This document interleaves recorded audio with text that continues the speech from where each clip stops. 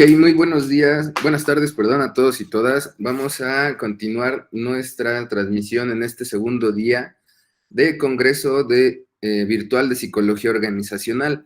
El título del Congreso tiene como la importancia de la psicología organizacional en los recursos humanos. Y en el día de hoy vamos a tener un día un poco concurrido, vamos a tener algunos talleres y vamos a tener también una conferencia, que es la conferencia con la que vamos a iniciar. La conferencia se titula Evaluación de riesgos de conductas antisociales en el proceso de reclutamiento y selección.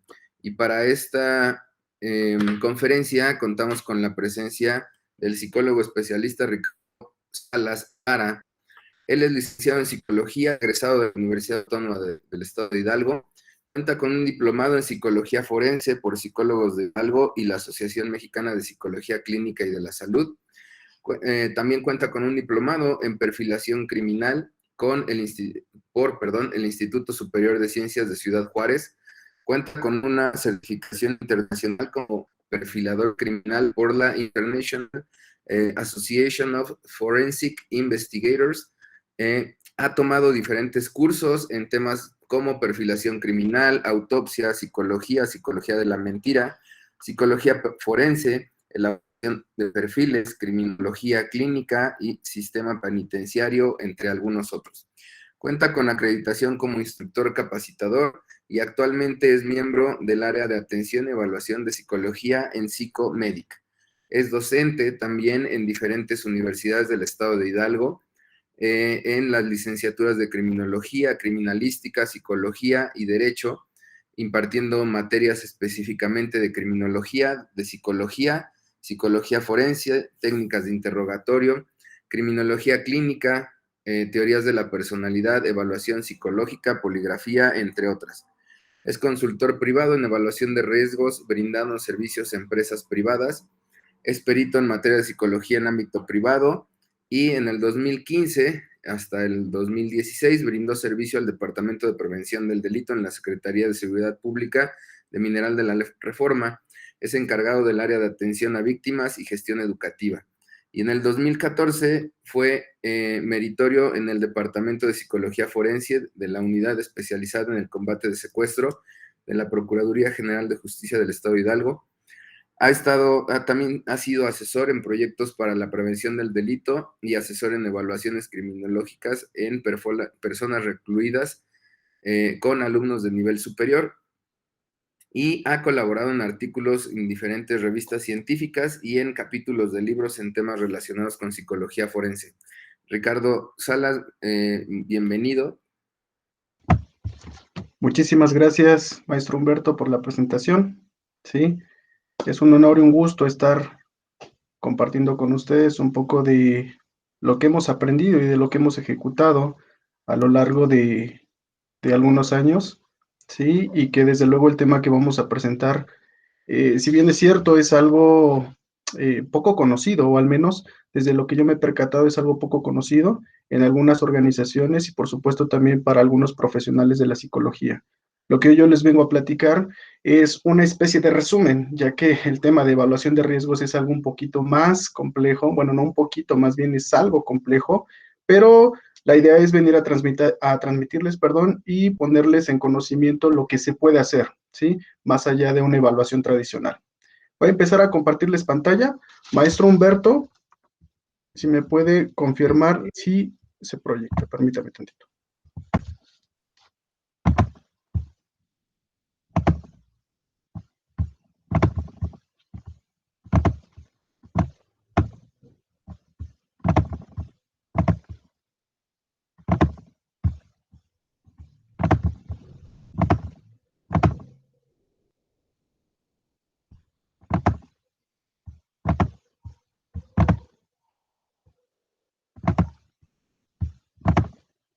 ¿Listo? ¿Se visualiza? Sí. Ok, muy bien. Muchas gracias. Bien, pues vamos a comenzar. Antes que todo, me gustaría agradecer al maestro Humberto nuevamente por la invitación que me hizo para poder presentar este tema con ustedes. Desde luego también agradecer al área académica de psicología y desde luego a la Universidad Autónoma del Estado de Hidalgo que brinda la oportunidad de realizar este tipo de eventos, ¿sí? Ya el maestro Humberto hizo favor de presentarme. Ajá, ahora les voy a presentar un poquito acerca de lo que vamos a hablar. Fíjense, me gustaría comenzar para ponerlos en tono a lo que vamos a revisar el día de hoy.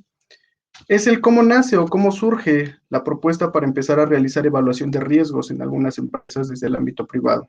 Fíjense que yo tengo un familiar que es supervisor en una empresa que se encarga de reciclar materiales, ajá, que constantemente a veces se encuentran o desechan algunas empresas porque ya no son útiles para ellos, como es el cartón, el aluminio, el vidrio, papel, etcétera, etcétera, etcétera. Ajá. Y él me comentaba que tenían una situación en la organización en la cual está laborando. Lo que pasaba era que muchas de las personas que ingresaban a trabajar a esa empresa, con el tiempo empezaban a sustraer material, ¿sí? Entonces, poco a poquito, ajá, poniendo en práctica lo que se conoce como robo hormiga, ¿sí? Empezaban de repente a sacar ese material y ellos por su cuenta venderlo para obtener ingresos extras. Ajá, y ya era una constante, era algo que se estaba repitiendo, inclusive los dueños de la empresa se habían percatado de esa situación y no encontraban la forma en la cual le pudieran hacer frente, ya que a ellos les surgía también tener el personal para que sacara el trabajo que ellos tenían que hacer. Entonces, como que de alguna manera fue un tanto permisible, por así decirlo, pero como todo llega un momento donde es momento de poner manos a la obra. Entonces resulta que este familiar me contacta, me pregunta que si yo tengo conocimiento sobre recursos humanos, yo le explico sinceramente que yo no soy experto, no soy especialista en esa área, le pregunté por qué y me hace toda esta reseña, ¿no? De lo que estaba pasando. Entonces, yo pregunto, investigo que cómo era el procedimiento o cómo era el proceso de reclutamiento y selección de personal y resulta que como tenían una alta demanda en esa área, pues lo único que hacían era medio entrevistarlos, medio aplicarle unas pruebas y si tenían disponibilidad y ganas de trabajar, los integraban, ¿sí? ¿Qué pasa aquí? No estaban contemplando realizar una evaluación de riesgos de conductas antisociales que realmente les permitieran garantizar que ese comportamiento que ya se está dando en la organización se mantuviera a lo largo del tiempo, ¿no? Entonces es aquí donde yo empiezo a brindar este tipo de asesorías desde lo que yo sé, desde lo que yo conozco. Les repito, sinceramente, yo no soy especialista en el área de recursos humanos, pero a través de lo que yo conozco, ¿sí? Desde las ciencias criminológicas y desde las ciencias forenses, es posible también intervenir. ¿Para qué? Para contrarrestar este tipo de situaciones. Y bueno, entonces lo que yo les vengo a platicar el día de hoy es precisamente esto, ¿sí? Primero, cuestionarnos sobre la evaluación tradicional que se realiza en el área de recursos humanos. No quiero generalizar, ni me refiero tampoco a que se haga de la misma forma en todas las organizaciones, pero al menos desde mi experiencia y con las personas que he trabajado, con las organizaciones con las que he trabajado, me he percatado de esta situación, ¿sí? Otro objetivo también es hacer un análisis de la conducta antisocial, pero basado en ciencia, no en mi juicio, no en lo que yo creo, no en lo que es que yo conozco un caso, es que a mí me platicaron un caso donde una persona era así, así, así, y resulta que después hizo, no sé, maravillas para la humanidad. Ok, es válido, es cierto. Desde luego en estos temas siempre cabe la posibilidad de comentar un caso, de comentar una experiencia, de contar la historia de algún conocido. Es cierto, pero aquí vamos a basarnos en ciencia. Entonces, yo voy a analizar la conducta antisocial, pero desde la ciencia, no desde lo que yo creo. ¿Ok? Y por último, es una propuesta de evaluación, ¿sí? Para que ustedes o nuestros oyentes, quienes estén encargados, estén siendo miembros del área de recursos humanos, se encarguen del proceso, ajá, de reclutamiento y selección de personal, que de alguna u otra forma también intentaran ponerlo en práctica, ya que sí es algo que aqueja día a día. Recordemos que la delincuencia en México es algo que parece, ajá, que nos rebasa en cuanto a números y desde luego las organizaciones pues no están exentas también a presentar este tipo de riesgos, ¿sí? Ok, antes que nada también quiero platicar qué es lo antisocial, o sea, ¿a qué me refiero yo con lo antisocial? ¿Sí? Cuando me refiero a una persona antisocial, me refiero a aquella que se caracteriza por violar o vulnerar los derechos de los demás, ¿sí? Que constantemente se ve involucrado en comportamientos que están fuera de lugar dentro de una sociedad bien establecida, ¿sí? Aclaro esto, ¿por qué? porque me he encontrado muchas veces que algunas personas se denominan a sí mismas como antisociales. Y cuando uno les pregunta que por qué lo hacen, pues refieren que porque no les gusta ir a fiestas, que porque les gusta realizar actividades por sí mismas, que no les gusta estar en lugares concurridos. Ok, bien. Eso es asocial, ¿sí? Lo antisocial es otra cosa. Lo antisocial tiene que ver con el quebrantamiento de las normas, de las reglas, de las leyes y desde luego también en comportamientos delictivos, ¿sí? ¿Será posible que nosotros podamos detectar una conducta antisocial o a una persona antisocial antes de que ocurra un comportamiento de riesgo para alguna institución o para alguna organización? Fíjense, rápidamente, antes de entrar al tema, les comento. La ciencia, en términos generales, tiene tres formas, ¿sí?, de conocer o de comprender los fenómenos que se van a estudiar. Uno de ellos es la observación determinista, ¿sí? No sé, si alguno de ustedes se para en su ventana, para ver cómo es el clima y ve que es un día soleado porque está el sol, pues a todo lo que da, y sale de repente también papá o mamá, se asoma por la ventana y también desde luego ve que es un día soleado porque está ahí el sol a todo lo que da, ¿sí? Eso es observación determinista. ¿Por qué? Porque el resultado es determinista y el resultado no va a variar entre una persona y otra, porque todos están haciendo afirmaciones concluyentes. Otra forma de conocer los fenómenos a través de la ciencia es a través de la medición, ¿sí? Hay cosas que nosotros podemos medir, ¿sí?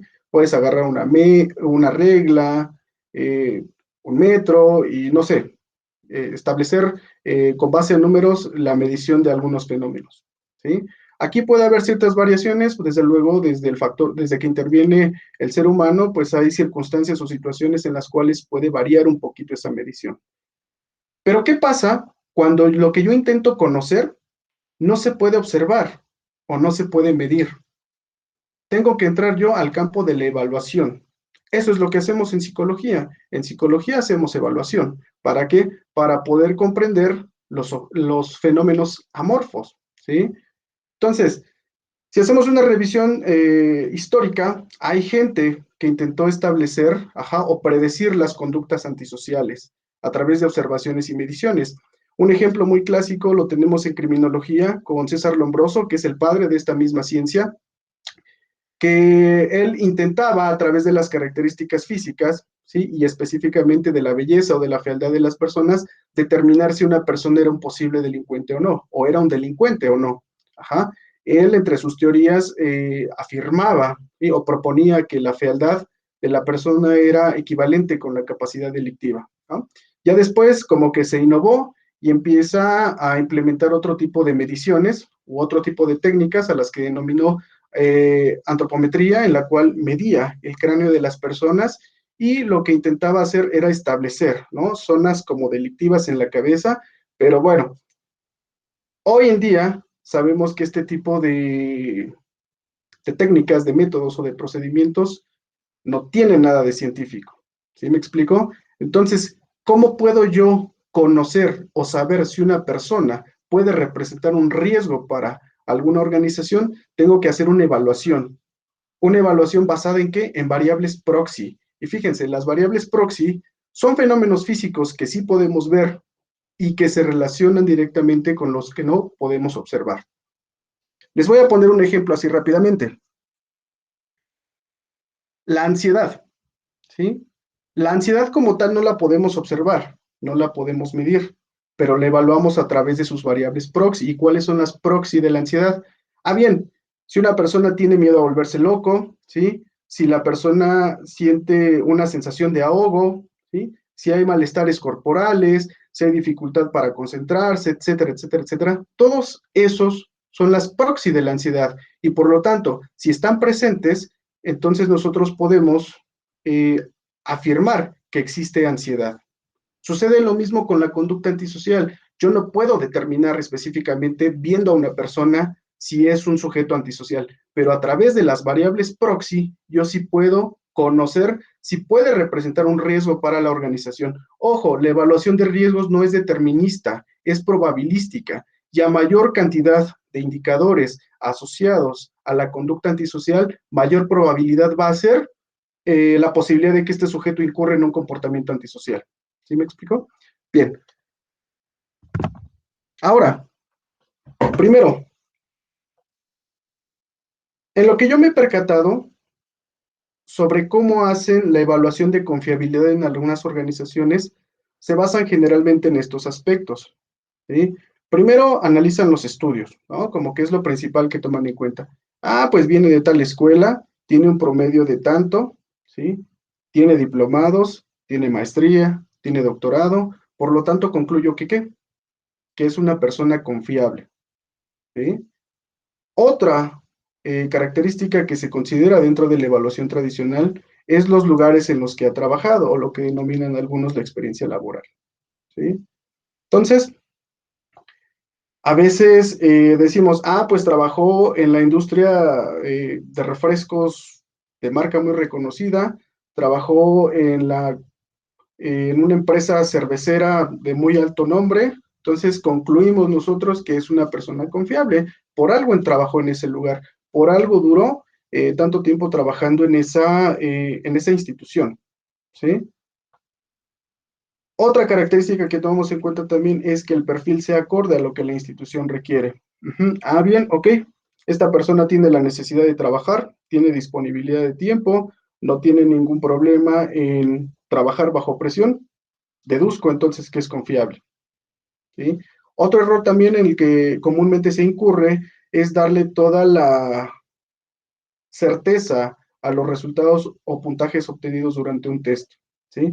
Ah, bien, ok, yo le aplico esta prueba, le aplico esta otra, entonces resulta que pues salió bien, ¿no? Los puntajes fueron los esperados, entonces doy por hecho que es una persona confiable. Fíjense, conozco a personas que para obtener la confiabilidad de su personal únicamente se basan por ahí en la escala de Alport, ¿no? Y para ellos es algo determinante, para ellos es algo concluyente. Y entonces si salen con un puntaje que les favorezca, afirman que es una persona confiable. Desde luego, sabemos nosotros como psicólogos que los test psicológicos nos ayudan para obtener un diagnóstico, pero que no es determinante, nos auxilia. Y desde luego tenemos que considerar otras técnicas para poder obtener un resultado más confiable, ¿sí?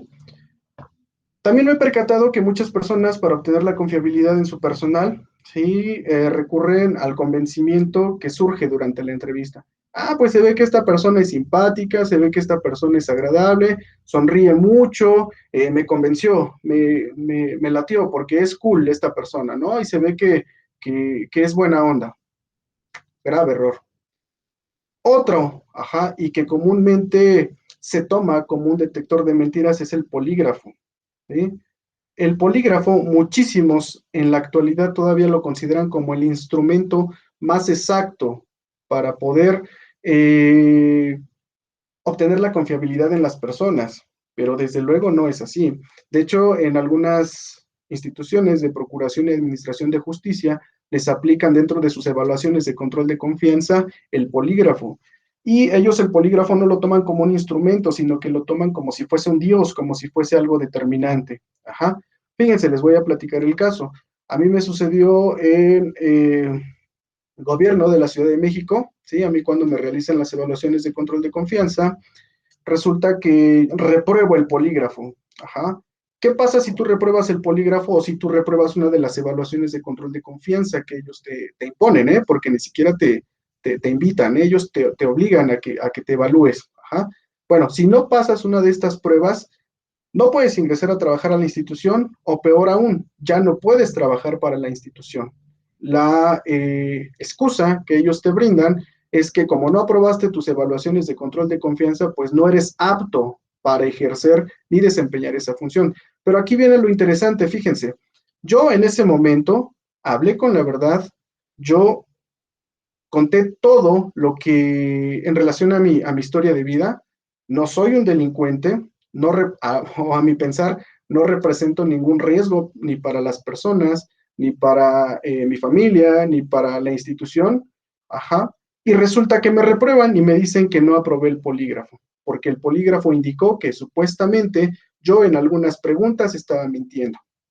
Bien, Conozco en la actualidad personas que en el ejercicio de sus funciones y específicamente como policías han incurrido en comportamientos antisociales y en acciones delictivas y curiosamente aprueban sus evaluaciones de control de confianza. Y el polígrafo ni siquiera, da un indicio de que las personas estén mintiendo. ¿Por qué? Porque algunas personas que no tienen tan desarrollado el nivel de conciencia en relación a las acciones que han ejecutado, ¿sí? No tienden a reaccionar o no tienden a sentir algún tipo de sensación desagradable en relación al saber que están mintiendo, o no sienten culpa, por así decirlo, por las acciones que han cometido.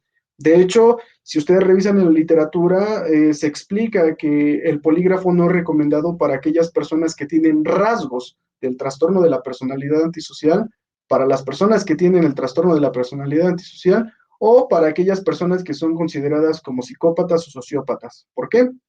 Porque obviamente al haber ausencia de remordimiento, pues obviamente cuando ellos sepan que están mintiendo no va a haber una reacción fisiológica. ¿Sí? Entonces, fíjense, qué triste, ¿no? Que muchos elementos que son buenos realizando su trabajo, que ya llevan mucho tiempo trabajando para la institución, que por un instrumento que te colocan, y que por las mediciones que haya demostrado, te digan, ¿sabe qué? Muchas gracias, pero ya no puede trabajar para la institución. Y bueno, ¿qué está pasando en todo esto a nivel social? Porque vemos muchas veces dentro de los grupos de delincuencia organizada que hay ex policías, ex militares, etcétera, etcétera, etcétera, ¿no? Entonces, yo como institución me encargo de formarte, te vuelvo una máquina de guerra, te vuelvo una máquina para matar, pero si no apruebas el polígrafo ya no me sirves y ya lo que pase contigo no me interesa. Entonces, es una cuestión también ahí social que tendríamos que considerar. O pasando a otro punto también, el viene recomendado. Pues resulta que es tío del supervisor, es primo de no sé quién, etcétera, etcétera, etcétera. Entonces concluyo que, pues como el tío es buena onda, como el tío es confiable, ¿no? Porque no ha reportado ningún tipo de problema en la institución, lo voy a contratar, ¿no? Porque viene de familia. Grave error también, ¿sí? ¿Qué ha traído como consecuencia todo esto? Chequen esto.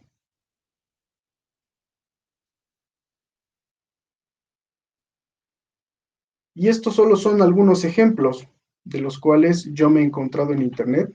Les repito, como a mí, cuando a mí me invitan a hacer una evaluación, ¿sí? Para el personal de esta empresa que se dedica al reciclado de materiales, empiezo yo a investigar, empiezo a documentarme y, oh sorpresa, no es una novedad, es algo que ya viene sucediendo desde hace muchísimo tiempo. Ajá. Entonces, ¿qué está pasando? ¿Qué se está haciendo en el proceso de reclutamiento y selección de personal que no se están contemplando estos aspectos para evitar delitos, para evitar violencia, para evitar también eh, des una desorganización total dentro de tu empresa? Ajá. Y aparte, pues también con tu empresa, ¿no? Porque estos empleados no solo ponen en duda la calidad de ellos como seres humanos, sino también la calidad de las instituciones a las que representan. Ujú. Bien, les voy a presentar dos casos rápidamente y quiero que ustedes me digan quién representa mayor riesgo. ¿Sí? Y quisiera también, si hay posibilidad, maestro Humberto, que algún participante, si tiene el uso de la voz, me dijera también si contrataría alguno de los dos. Ajá. Pero yo los invito a que hagan un análisis de riesgos, o que intentemos hacer un análisis de riesgos basándome en la historia de estas personas, no solo en mi juicio social, no solo en lo que yo creo, no solo en lo que yo considero, no solo pensando en pues no se merece una oportunidad, sino que más bien lo trate yo de hacer como psicólogo haciendo un análisis, de la historia de vida de estos sujetos. Bien, bueno, les empiezo a compartir el primer caso, ¿sí? Caso número 1, tenemos a Kevin. Kevin es uno de 6 hermanos por parte del padre. sus papás se divorcian cuando él nace. Dentro de su historia, él reporta que eh, casi no iba a la escuela, hubo muchísimo ausentismo, porque de repente como que no le daban ganas o se le hacía tarde y veía que los papás tampoco le exigían que él fuera a la escuela. Entonces de repente como que iba, de repente no iba, de repente se iba a jugar eh, videojuegos y bueno, como resultado deserta en la secundaria. Él refiere que tenía pocos amigos, sentía que las personas no le agradaban. Ujú. Tuvo una diversidad de empleos operativos, pero no duraba más de un año. Él trabajó como chofer, trabajó como almacenista, trabajó como cargador, trabajó como operador de maquinaria, pero él no duraba más de un año porque refiere que cuando se cansaba de ese trabajo o de repente se aburría, lo que hacía era que se iba. No, no avisaba, o sea, no daba muchas veces una renuncia formal porque creía que era una pérdida de tiempo. Ajá. Él reporta abuso de alcohol desde una temprana edad. Ujú. Y a partir de que él empieza a tomar, sigue su consumo hasta la fecha actual. Y él refiere que cuando toma, sí, en la mayoría de las ocasiones es hasta perder la conciencia. Por una evaluación que le realizaron en algún momento de su vida, fue diagnosticado con trastorno de la personalidad antisocial. Ujú. Él ha tenido conflictos con la ley por riñas y lesiones en bares, ajá, en los domicilios en los cuales él ha vivido, ¿sí? Y también con personas que ocasionalmente en su trabajo, pues de alguna forma cuestionaban la forma de trabajar. Ajá. Y bueno, al respecto, siempre, él refiere que siempre ha tenido diversas discusiones verbales con ellos, porque siempre le reclaman que no hace las cosas bien, que se tarda mucho en lo que tiene que hacer, que retrasa el trabajo de todos. Entonces, eso a él le molesta, porque él cree o él considera que cada quien debe de encargarse de su trabajo y no debe de intervenir en el otro. Uh-huh. ¿Cuál es su situación actual? Él actualmente está desempleado y se postula para la vacante, ajá, como encargado de almacén. Él estuvo detenido por lesiones a un compañero que lo acusó de robarle, pero se le otorgó el perdón. ¿Quién fue la víctima? La víctima fue un hombre de 60 años. ¿Cuál fue el motivo? Un hombre pierde una cartera y por la desesperación mira fijamente a Kevin y le indica que si él la tomó, ajá, que se la regrese. Kevin le dice, a mí no me levantes falsos y lo golpea repetidas ocasiones hasta fracturarle un brazo. Uh-huh. ¿Cuál fue la consecuencia de todo esto? Lo despidieron. El despido que él tiene es de hace apenas algunos meses, pero él fue despedido no por el robo, sino por las lesiones cometidas al compañero.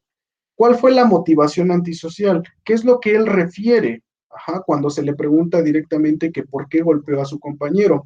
Y él refiere que le molestan las acusaciones directas sin fundamento. O sea que, por lo que se deduce tras la evaluación que este sujeto, ¿sí? No le importa, no le molesta que le digan que es un delincuente o que es un violento, siempre y cuando se lo estén demostrando. Si no se lo demuestran, pues está mal para él que lo etiqueten de esa forma. ¿Sí? Bien, aquí viene lo interesante. Ujú. Fíjense que cuando ocurre este incidente, pues a él no lo corren por saber si se robó o no la cartera, a él lo corren por el daño ocasionado al compañero. Compañero lo demanda, ¿sí? Se van a una situación jurídica, pero con el paso del tiempo le otorga el perdón y ya, no hubo ninguna otra repercusión contra Kevin. Simplemente pues tuvo que pagar la reparación de los daños y eso fue todo. Cuando se revisaron las cámaras de seguridad, resulta que Kevin no había tomado la cartera. Resulta que al compañero se le cayó cuando iba caminando. Kevin lo que hizo fue patearla, ¿sí? Esconderla en un lugar y minutos después ir por ella. Pero como ya Kevin era considerado como una fichita, como dicen por ahí, pues inmediatamente sospechan de él. Ok, tenemos el caso 2, que es Dylan. Ajá. Él reporta una infancia no problemática, él indica que era un sujeto sociable, que le gustaba jugar con sus amiguitos, que le gustaba organizarse para de repente armar equipos de fútbol, etcétera, etcétera. Él tuvo un bajo desempeño académico, pero no hubo problemas de comportamiento. Él de repente como que no se sentía motivado, como que había situaciones en las cuales él quería hacer su tarea, pero no la entendía, y aparte los papás no se preocupaban o no se interesaban tampoco por apoyarlo en este tipo de actividades. Uh-huh. Él tuvo empleos estables en trabajos informales. Él trabajó mucho tiempo en lo que se dice por ahí como por destajo, ajá, o por cuenta propia.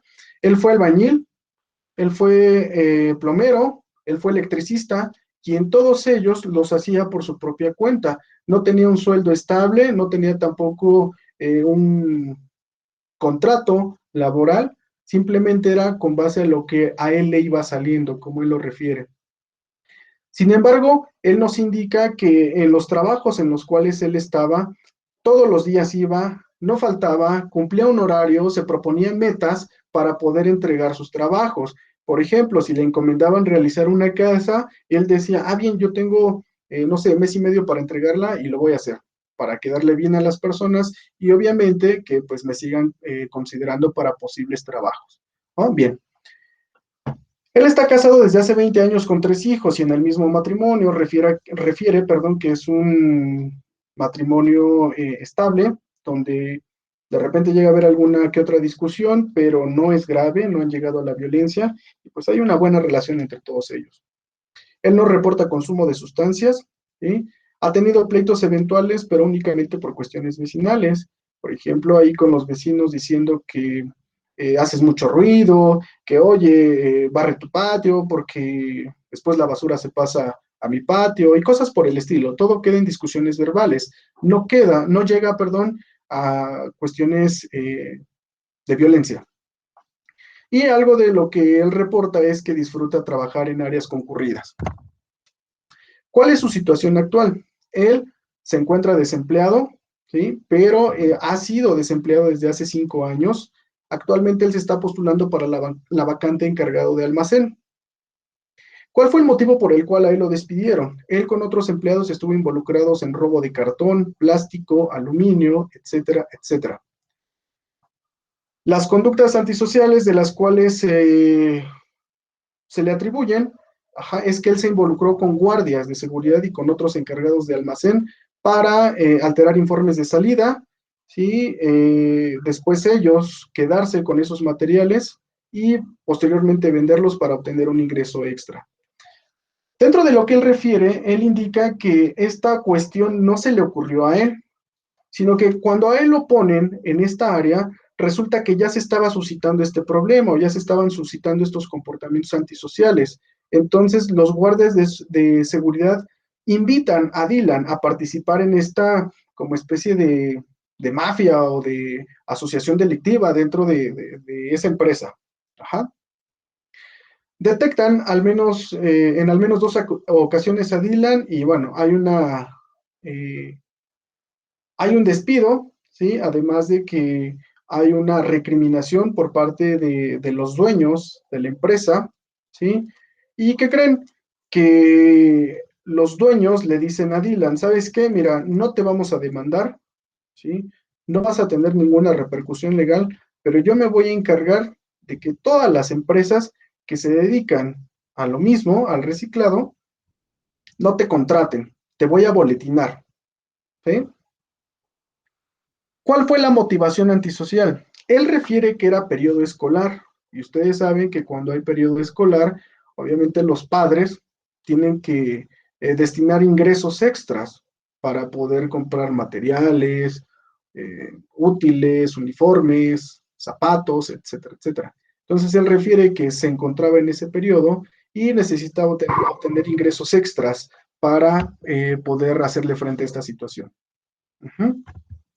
Bien, maestro Humberto, no sé si hubiese posibilidad de que alguno de los participantes que pudiera habilitar su micrófono o pudiera compartirnos qué opina acerca de estos dos casos.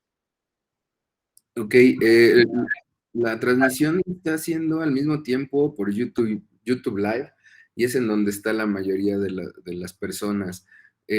No sé si gustas, te puedo apoyar. Ajá, ok, sí, me gustaría escuchar los comentarios de algunas personas para que podamos ir también haciendo un análisis de estos comportamientos antisociales. Ok, no sé si pudieras hacer la pregunta y ya conforme vayan contestando voy diciendo, y también Ok, en mi opinión personal te puedo apoyar.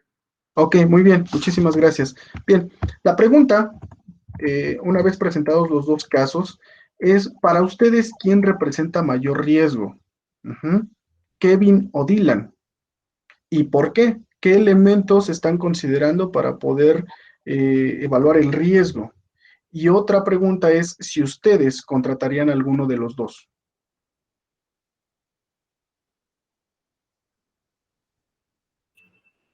Ok. Bueno, en lo que escribe alguien ¿Ok? eh, en el YouTube Live, ojalá que haya participación por parte de alguna persona que quisiera platicar, pero mientras, yo creo, o en mi opinión personal, yo creo que Ujú. em, el primero pudiera ser como más, pudiera presentarse un poco más de riesgo para la organización, ¿no? Porque creo que el primero, como bien comentas, ¿no? En el video que salió, que pateó la cartera para poder esconderla y después dijo que no pasaba nada, ¿no? Se me hace como un poco más foco rojo esta dinámica de mejor oculto algo y hasta que me descubran ya doy por hecho de que sí, pero mientras, pues no, ¿no? Y es como, no, no, no. Y también creo que por la parte legal, ya en el momento de estar en la organización, creo que también pudiera ser un conflicto el estar en demandas laborales y demás, sacando como esta situación de yo no lo hice, pensando en algunos perfiles que también llegué a conocer por experiencia, ¿no? Claro. A ver, nos ponen aquí en YouTube Live, Giovanna Ujú. Valencia dice, podría ser la persona que roba el cartón porque se deja influenciar por el entorno y las necesidades que tiene. Olvera Villa dice, es más riesgo el comportamiento antisocial de Kevin que el de Dylan, porque el comportamiento de Kevin es agresivo y tiene problema de abuso de sustancias. Y por último, María Alexandra Martínez dice, desde mi opinión, ambos tienen riesgo, pero la empresa, perdón, para la empresa que tienen conductas sociales. Y por último, María Fernanda Barrera comenta, yo contrataría a Dylan, considero su historia de vida y registro de empleos anterior. El problema radica en que se dejó influenciar por el entorno. Y Luis Carlos Villanueva escribe también, Kevin es más riesgoso, Dylan tenía necesidad. Ok, muy bien. Muchísimas gracias a todos. Bien, exactamente. Fíjense, me voy a adelantar tantito unas diapositivas. Para que yo pueda hacer una valoración o una afirmación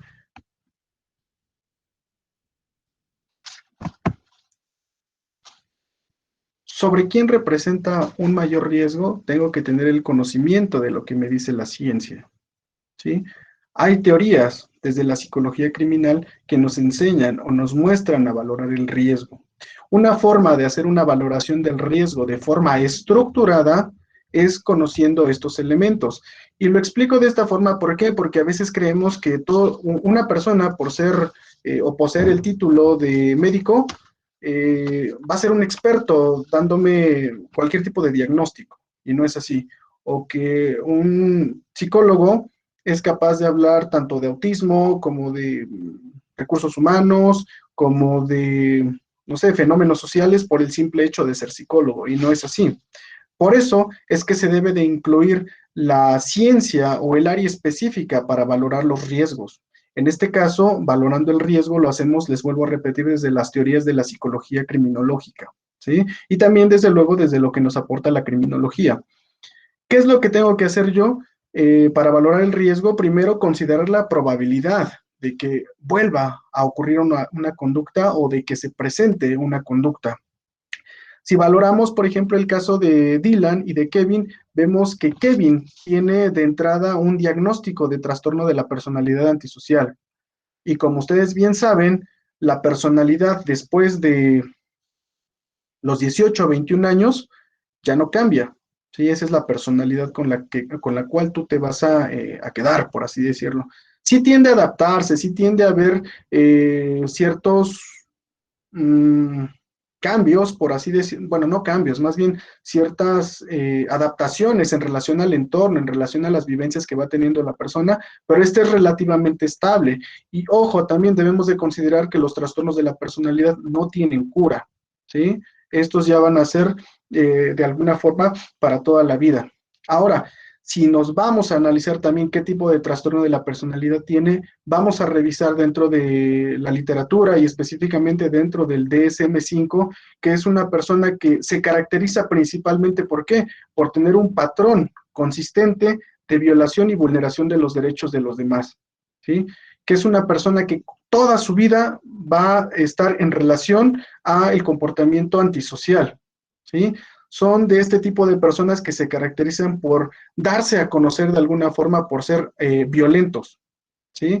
Entonces, aunque en este momento de análisis no haya mostrado la mayor versión o la mayor representabilidad de su personalidad, no significa que no lo pueda hacer, ¿eh?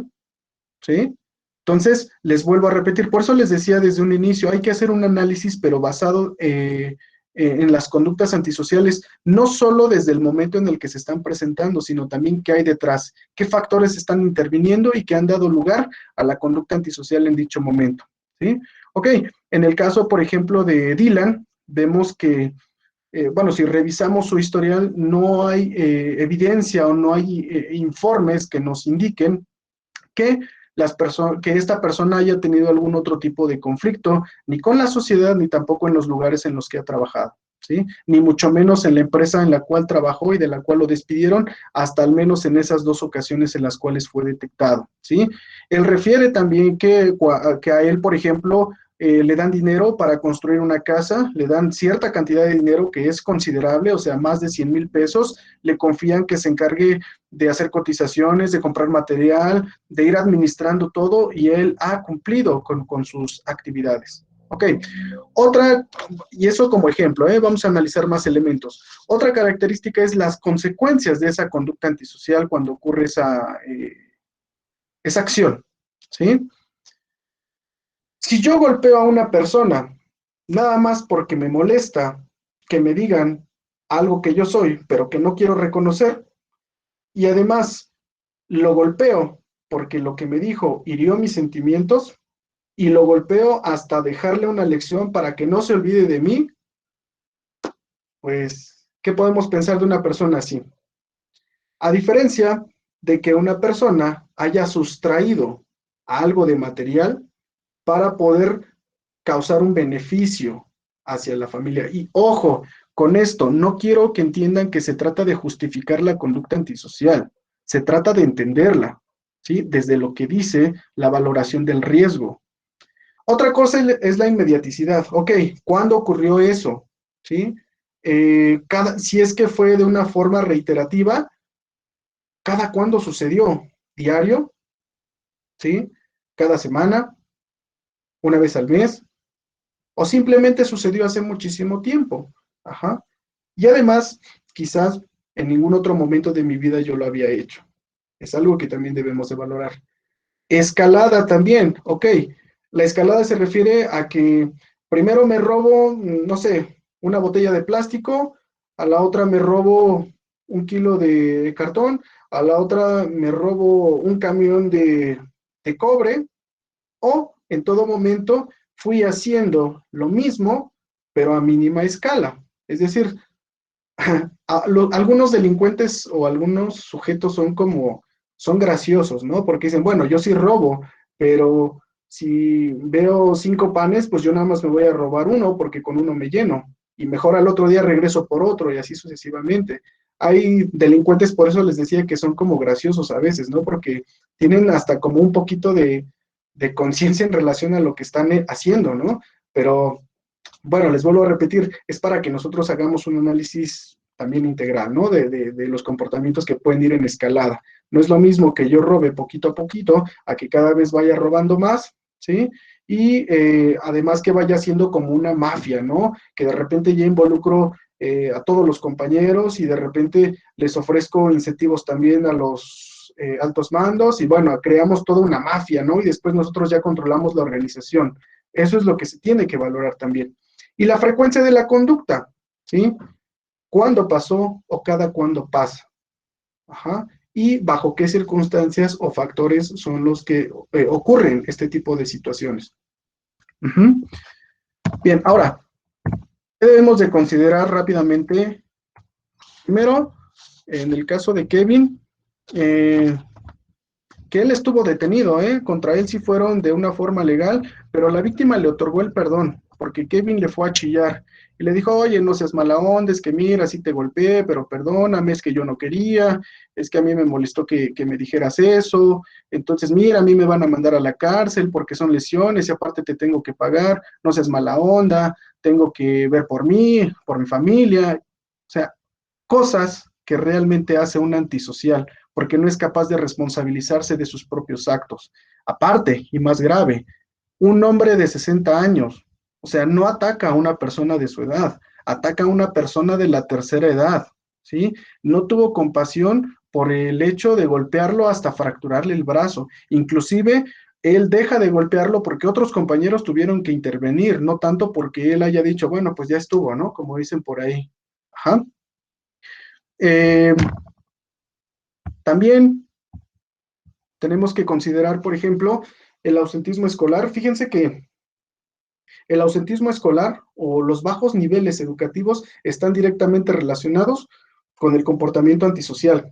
Por eso es que algo que se pide dentro de los programas de prevención del delito es reforzar, ajá, los programas educativos e incentivar a todas las personas a que se mantengan, ¿sí? A tener un nivel académico un poquito más alto, no porque el estar tantos años en la escuela te vaya a hacer más inteligente, sino porque te abre un poquito más la conciencia sobre los hechos sociales, ¿sí?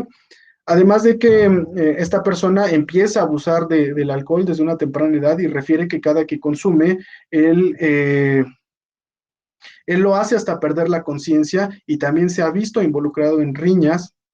Y fíjense qué curioso, que el alcohol se va directamente acá, al lóbulo frontal. Y en el lóbulo frontal tenemos lo que se denomina neuronas espejo y otras funciones como por ejemplo juicio, control de los impulsos, etcétera, etcétera, etcétera. Si le echamos alcohol al cuerpo y el cerebro todavía no está bien desarrollado o está en desarrollo, ¿qué va a pasar?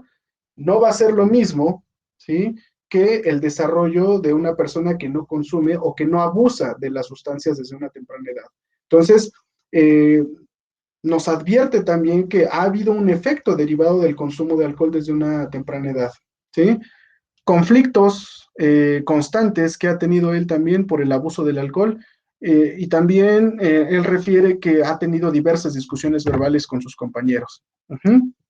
Bien, y aquí, por ejemplo, algo que hacen los antisociales también es justificar o racionalizar el hecho de haber maltratado o dañado a alguien, ¿sí? Es decir, para ellos lo que hacen está bien. Entonces, ¿qué dice él? Ah, bueno, a mí sí que me acusen de robo, pero pues que me agarren con las manos en la masa, ¿sí? No que me hablen al tanteo. A mí sí que me digan que soy un delincuente, pero bueno, que me lo demuestren. ¿Sí me explico? Entonces tenemos un poquito ahí de la comprensión de cómo él, de cómo es su cognición, ¿sí? Y sobre todo la cognición antisocial. Ahora, en el caso, por ejemplo, de Dylan, ajá, él, a pesar de que no ha tenido empleos estables, ajá, perdón, a pesar de que él no ha tenido trabajos formales, ha sido estable y constante en las actividades que él realiza. Él está casado con la misma persona desde hace 20 años y además es responsable con los hijos. Y aquí, por ejemplo, un elemento también de riesgo es la familia, ¿sí? La familia puede ser un arma de doble filo, porque de alguna forma puede ser un factor protector o un factor detonante o desencadenante, ¿sí? De la conducta antisocial. En este caso, él se responsabiliza, él ve la forma de poder otorgarles un beneficio a sus hijos, es una familia funcional, por así decirlo, entonces no representa ningún riesgo para él. Él refiere, como todo ser humano, que ha tenido pleitos eventuales, ¿sí? Pero únicamente por cuestiones vecinales que no llegan a mayores daños, ¿no? A mayores consecuencias, ¿sí? Bien, aquí lo que está en cuestión es que él fue boletinado, ajá, y de verdad ha sucedido así, ¿eh? Hay jefes de trabajo que eso es lo que hacen a veces por, no sé, por una cuestión muy personal, porque se sienten ofendidos o sienten que les vieron la cara, como que la acción que para ellos les parece más adecuada es como boletinarlos. ¿Sí me explico? Ahora bien es cierto, y como ustedes lo comentan, él se dejó influenciar por los demás. ¿Sí? Es cierto que él estaba atravesando por una situación donde necesitaba obtener ingresos y tampoco justifica que él por eso se haya involucrado. Pero ¿qué creen? Él, cuando uno le pregunta que, que por qué lo hizo, ¿sí? Él, fíjense, no lo da como una explicación, ¿eh? No lo da como una justificación, sino que él da una historia general acerca de los hechos. Entonces, digamos que haciendo un análisis de la mecánica de los hechos, haciendo un análisis en su historia de vida, haciendo un análisis inclusive de la paralingüística, ¿no? Como técnica también, pues se puede concluir que el testimonio de la persona tiene un poquito más de credibilidad, ¿sí? A comparación del de Kevin. Entonces, realmente no suele ser una justificación, sino más bien fue una premeditación, derivado de factores que él no podía contener, ¿sí? Él no podía contener que realmente no iba a poder, vaya, que los gastos se le iban a exceder. ¿Sí me explico? Bien, entonces, ¿qué debemos de tomar en cuenta como principales factores asociados a la conducta antisocial? Estos que vienen aquí. Dentro de la teoría de la psicología criminal le llaman ahí los 8 grandes de la psicología criminal. ¿Sí? Porque estos indicadores están altamente relacionados con el comportamiento antisocial. Ojo, no es determinante, ¿eh? Una persona puede no tener ninguno de estos y puede incurrir en una conducta antisocial, pero una persona, ajá, puede tenerlos todos también y el resultado puede variar, ¿sí? Pero, como les comentaba en un inicio, perdón, la evaluación de riesgos no es algo determinante, ¿sí? Es probabilística.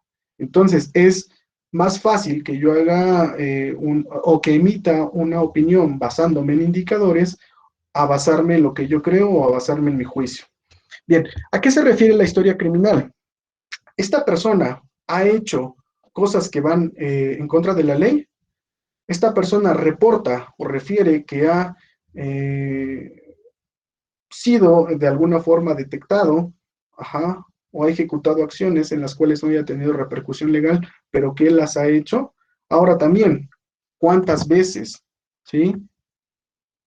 ¿Qué consecuencias tuvo? Vamos a relacionar estos 8 factores con esto. ¿Sí? Ahora también debemos de considerar factores dinámicos, factores estáticos, etcétera, etcétera. Pero bueno, esto ya es un poquito más complejo y ahorita lo que me interesa es como dar esta como especie de propuesta de elementos a considerar dentro de la evaluación de riesgos. ¿Sí? Ahora, si una persona también tiene personalidad antisocial, aguas. Eso es muy grave. Y como recomendación, esto sirve no solo para la evaluación para la evaluación de riesgos en selección y reclutamiento de personal. Piensen ustedes que van a contratar a una persona para que les haga aseo en casa o que van a tener una pareja, ¿sí me explico? Que tú estás conociendo a una persona, ajá, y que de alguna forma quieres garantizar que tu integridad, tu familia, tus hijos no vayan a correr ningún riesgo. Ah, bueno, pues aplícale los 8 grandes de la psicología criminal, ¿sí? Sabemos que dentro de la evaluación psicológica, ajá, no es preguntarle directamente, oye, ¿has cometido delitos? Oye, ¿tienes personalidad antisocial? Para nada, tenemos que hacer una evaluación que a veces nosotros le referimos como encubierta, bueno, no tan encubierta, ¿no? Pero en psicología criminal a veces así se denomina, ¿sí? Y también tratar de parecer que parezca una charla, no que parezca una entrevista, ni mucho menos que parezca un interrogatorio. ¿Sí? Entonces tú puedes conocer, puedes comprender a una persona a través de una charla que para él pudiera parecer algo de la vida cotidiana, pero tú como psicólogo sabes que estás haciendo una evaluación de riesgos, ¿sí? Bien, entonces considerar, esa persona ha hecho en su pasado algo que pudiera comprometer su integridad como persona o el riesgo hacia la sociedad, ajá. Fíjense, hay una frase que dice que el mejor predictor de conducta futura es la conducta pasada. Es decir, si ya lo hizo una vez, tiene más posibilidad de volverlo a cometer. Pero ojo, aquí tenemos que considerar un elemento que se pone en práctica en el derecho, que es el dolo. Ok, lo hizo ¿por qué?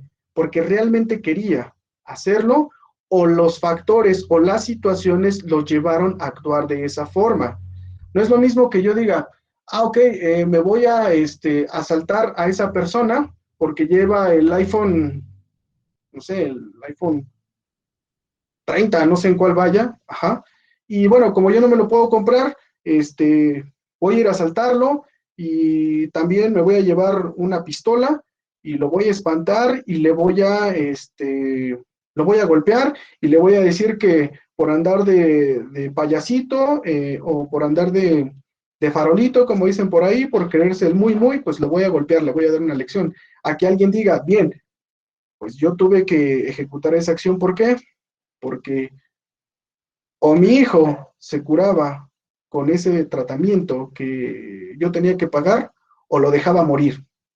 ¿A quién le robaste? Ah, bueno, pues fue una persona que yo sabía que tenía dinero, ajá, no le causé ningún tipo de daño y bueno, ahí me las ingenié para sustraer el dinero, ¿sí? Es muy diferente. Ajá. Bien, otro elemento, ya, bueno, ya comentamos la personalidad antisocial. Otro es la cognición antisocial. Se refiere a ese tipo de pensamiento que tiene la persona. Ajá. No sé, vean ustedes ahí a sus cuates o a las personas con las que conviven, si no te dicen de repente, oye, ¿ya viste a esa persona? Como que lleva la bolsa abierta. Yo creo que ahí sí, como que si le damos un pasón, como que le sacamos algo. O fíjate, el celular ya como que se le está cayendo. Ajá, yo creo que si lo empujo, y hago como que me llevo la mano a mi bolsa, pero le sustraigo el teléfono, no se da cuenta. A eso se refiere la cognición antisocial, ¿sí? Que constantemente todo lo que está pensando va relacionado a qué? A causar un daño o un perjuicio hacia la sociedad. Uh-huh. Los vínculos antisociales también son de gran relevancia para poder predecir el posible comportamiento antisocial, ¿sí? Fíjense, hay personas que dicen, no, pues es que yo me junto con gente que se droga, con gente que de repente pues sí es medio rata, que de repente es medio violenta, pero yo no soy así, ¿eh? Ok, pero por algo te juntas con ellos, por algo tú has preferido ese tipo de personas, ya sea que te identifiques con ellos o hay algo que tú les puedas ofrecer a ellos o hay algo de lo cual tú te puedas beneficiar con ellos. ¿Sí me explico? Ojo, no se trata de juzgar, pero sí se trata de entender también tu implicación y la responsabilidad de las acciones. El abuso de sustancias también es determinante, ¿sí? Ya hemos comentado un poco acerca del alcohol y sucede lo mismo con otras drogas. La inestabilidad laboral también es algo, ajá, es un indicador que se relaciona directamente con la conducta antisocial. Precisamente, ¿por qué? Porque el trabajo nos enseña a ser responsables, perdón, a ser sujetos funcionales. En los niños es la escuela, ¿sí? Por eso a los niños desde pequeñitos no hay que obligarlos, pero sí invitarlos de alguna forma, motivarlos y estimularlos a qué? A que vayan a la escuela, a que todos los días se levanten con ganas, a que todos los días se esfuercen por sacar un 10, por hacer su tarea. ¿Por qué?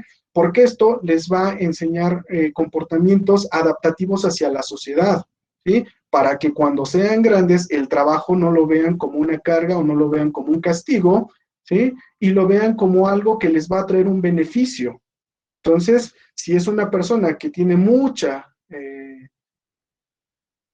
que tiene, vaya, y un historial de inestabilidad laboral, pues también no sería tan confiable.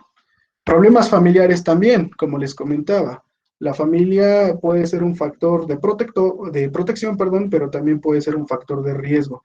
Por eso es importante valorar ahí tanto la estructura como la dinámica familiar, ¿sí? Y también valorar, ajá, eh, Familia primaria, familia secundaria, estilos de crianza, forma de resolución de conflictos, etcétera, etcétera, etcétera, ¿sí? Y también otra característica que tenemos que considerar es un bajo involucramiento en actividades prosociales. Si esta persona no hace algo más que trabajar, algo más que estudiar, algo más que salir con sus cuates, para hacer siempre lo mismo, pero no hace algo más por la sociedad, entonces también dudaríamos un poquito acerca de su confiabilidad. Fíjense que hay personas que creen que trabajar todos los días, de 7 de la mañana a 10 de la noche, es sano. No, dicen, no, pues yo soy sano porque me la vivo trabajando, me la paso trabajando, soy altamente productivo, pero ¿qué creen? No es cierto.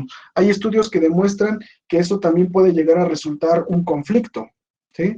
A menos de que la institución te lo imponga, ¿no? Y así sea tu horario y tu jornada laboral, bueno, eso es otra cosa. Pero una persona que dedica un excesivo tiempo al trabajo y no se lo dedica a otras actividades prosociales, también puede ser un indicador de riesgo, ¿sí? Bien, conclusión psicocriminológica. Lo primero que quiero enfatizar, y sí me gustaría dejarlo muy en claro, es que nos atrevamos siempre nosotros a pensar, primero como seres humanos, posteriormente como psicólogos y no como empresarios. Y no lo digo de una forma despectiva, ¿sí? Que esto que quede bien claro, porque de verdad yo en algunos lugares en los que llegué a trabajar antes de ser, de estudiar, ¿no? Psicología, me tocaban de esos jefes autoritarios que a ellos lo que les importaba era el dinero, no les importabas tú como ser humano, ¿no? Ni como recurso humano. Para ellos todo era generar dinero, que seas un engrane más para la máquina y pues tu vida no me importa, ¿eh? Entonces, invitar a todas aquellas personas que que tienen un cargo superior dentro de una organización, que no se olviden nunca de esto. No hay que dejar a un lado nuestra naturaleza humana, ¿sí? En el sentido positivo. También cuando vamos a emitir un juicio, ¿sí? Y si yo tengo la posibilidad de decidir qué voy a hacer con esa persona que incurrió en una conducta antisocial, debo de considerar el daño psicosocial que le voy a causar a esta persona. Si lo voy a boletinar o si me voy a encargar de divulgar entre la empresa que es un ratero, que es un violento, tengo que considerar ese daño también. Porque, por ejemplo, fíjense qué decía Dylan. Dice, la gente piensa que soy un delincuente. Todos me dicen delincuente. Yo me siento como un delincuente. ¿Qué es lo único que me falta para ser delincuente? Pues hacer acciones de un delincuente. Entonces, muchas veces nosotros también propiciamos, al ponerle una etiqueta a estas personas, que ciertos comportamientos se vuelvan a repetir, ¿no? Entonces, hay que tomar otro tipo de medidas. Ahora, bien importante también, no es justificar, a las personas, ay, es que robó por necesidad, para nada. Es entender qué factores lo llevaron a cometer esa conducta antisocial, ¿sí? También muy importante siempre recurrir a la ciencia, dejando a un lado los prejuicios. Si bien es cierto que al delincuente hay que repudiarlo, al delincuente hay que castigarlo, al delincuente hay que exhibirlo, al delincuente hay que lincharlo, etcétera, etcétera, etcétera, etcétera. Pero ¿qué delincuente también? No podemos generalizar a todos los delincuentes. Dentro de la psicología forense, así tengamos 6 rateros, cada uno de ellos tuvo una razón y una motivación individual para incurrir en esa conducta antisocial. ¿Merecen los 6 la misma pena? Pues yo creo que no. Y al respecto, el derecho con el nuevo sistema de justicia, han propuesto un nuevo, una nueva forma, de repartir, por así decirlo, o de asignar penas y sanciones a las personas. Si es un daño no muy grave, además hay posibilidad de llegar a un acuerdo, no hay necesidad de que la persona llegue a la cárcel. ¿Por qué? Porque en la cárcel, bien sabemos que es una universidad para delincuentes. Aparte del daño psicoemocional que le causamos a la persona, fíjense que estar en la cárcel cuando realmente una persona no tiene cognición antisocial en un nivel alto, es completamente dañino, es una experiencia que jamás va a poder superar en su vida. Por lo tanto, es algo que nosotros tendríamos que considerar. Y por último, incluir profesionales en conocimiento psicocriminológico. Les vuelvo a repetir, a mí esta es una propuesta que me interesa muchísimo. También ha sido efectivo el trabajo que le he brindado a las organizaciones haciendo evaluaciones de riesgos y por lo tanto también considero desde mi punto de vista necesario incluir a este tipo de personas que tienen un conocimiento en comportamientos antisociales, ¿sí? Por ejemplo, dentro de la criminología hay un área o una rama que es la criminología corporativa, que precisamente este tipo de criminólogos se encargan de hacer evaluaciones de riesgos, se encargan de prevenir, se encargan de establecer estrategias para poder evitar algún tipo de delito como robo, fraude, violencia, extorsión. Ajá, por ahí me tocó también un caso, fíjense, así rápidamente les comento, resulta que en una empresa metían a las personas a trabajar, esto sucedió en Ecatepec, en el Estado de México, metían a las personas a trabajar, pues ahí como operativos, ajá, y resulta que ellos sabían que había personas que estaban siendo sus superiores, y estas personas accedían a estos puestos más altos conforme iba pasando el tiempo y conforme era su desempeño. Resulta que un día un grupo de personas se asociaron ahí dentro de la organización y le estuvieron haciendo por ahí, como por así decirlo, la vida imposible a su superior. Después el superior recibía llamadas, recibía mensajes donde le decían que renunciara a su trabajo, que ya sabían quién era, ya sabían dónde vivía, que ya sabían cuál era su coche y que si no renunciaba a su trabajo, entonces algo le iba a pasar a su familia. Resulta que eran los mismos compañeros que estaban dentro de la empresa porque querían ellos que esta persona renunciara y entonces ellos quedarse con el puesto, ajá, superior y después ahí pues seguir haciendo de las suyas, ¿no? Como obtener cierto tipo de beneficios. ¿Sí? Bien. Ricardo, Ok. muchísimas Ajá. gracias. ¿Sí? No sé si gustes como ir cerrando. Disculpa por No, tomar no, no. los horarios de los demás ponentes. Sí, claro. No, de hecho sí, ya exactamente estábamos por cerrar. ¿Sí? Ok. De mi parte sería todo. Yo les agradezco mucho su atención, el espacio también nuevamente, e invitarlos a analizar este tipo de conductas, ¿no? Que ya estuvimos platicando. No sé si alguno tuviera alguna pregunta, algún comentario, con todo gusto. Maestro Humberto, muchas Muchas gracias. gracias, Ricardo. Muchas gracias, psicólogo especialista Ricardo. Creo que es toda una cuestión como muy diferente a lo que acostumbramos en selección de personal. Creo que justamente opera para algunos puestos en específico. Yo me había quedado mucho con la idea de que eran más puestos que tenían como manejos de armas y situaciones como más de custodia de dinero y todo esto, pero sin Claro, embargo creo que podría aplicarse a cualquier puesto que tenga que ver algo con alguna, no sé, con un material que ocupa la empresa. Tú comentas este robo de cartón y demás. Entonces sí, no estamos exentos en nada de esto. No en todas las empresas lo hay. También he estado en un par de situaciones parecidas en las cuales hay como ciertos tipos de robo que incluso hasta te quedas como, pero ¿cómo esta persona que pues, todo el tiempo había estado súper bien y aparte lleva 15 años en la empresa, ¿no?